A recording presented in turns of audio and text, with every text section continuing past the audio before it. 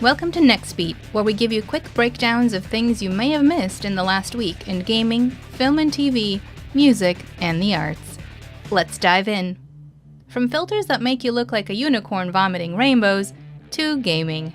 Snapchat has announced that it will be launching its own gaming service, Snap Games. The goal of this service will be for you to play games with your friends in real time. Now, of course, that isn't a new thing, but what makes it different is that it will all be launched through the Snapchat launch features.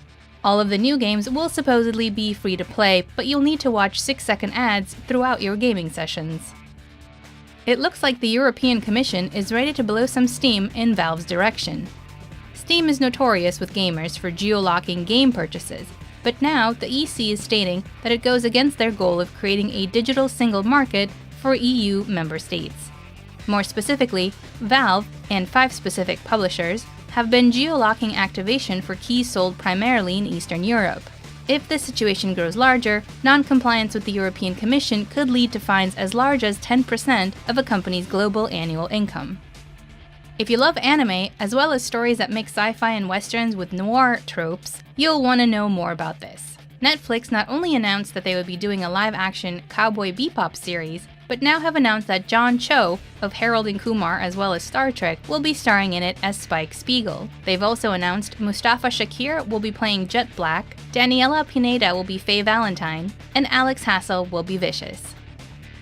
Talking about beloved animated series turned live action, Avatar: The Last Airbender is back in the news.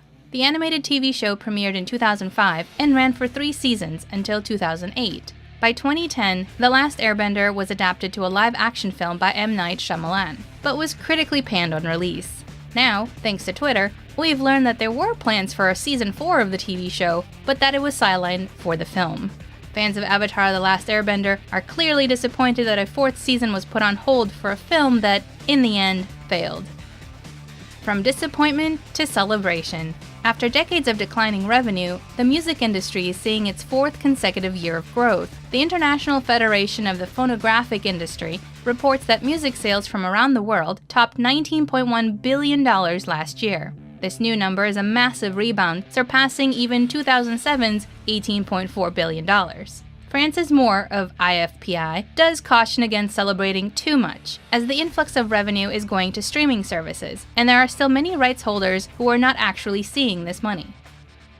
It's been near 1 year since Swedish DJ producer Avicii passed away. He had been close to completing an album before his death, and that will now be released posthumously in June. The album is titled Tim, and proceeds from the upcoming album will benefit the Tim Bergling Foundation. The foundation focuses on supporting people and organizations in the field of mental illness and suicide prevention. Talking about supporting causes, Hong Kong's richest man is opening a $380 million Buddhist museum. This multi-million-dollar art museum will be opened at a monastery in the territory and will be free to all visitors. The goal of the museum is to have its collection, quote, tell the story of Buddhism and how it survives its environment as it moved through the course of history, unquote. The collection is noted to possess invaluable statues, paintings, carvings, and sutras. For many people who have watched musical theater, they can probably say that their first experience was with Rodgers and Hammerstein's Oklahoma. Well, Daniel Fish's reimagined revival of the classic has recently opened at Circle in the Square Theater in New York.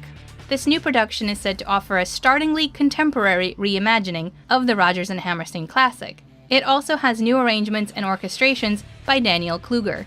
This will be this specific production's first Broadway run after experiencing a sold-out run at St. Anne's Warehouse last fall. Thanks for checking out NextBeat, a MindMine TV series.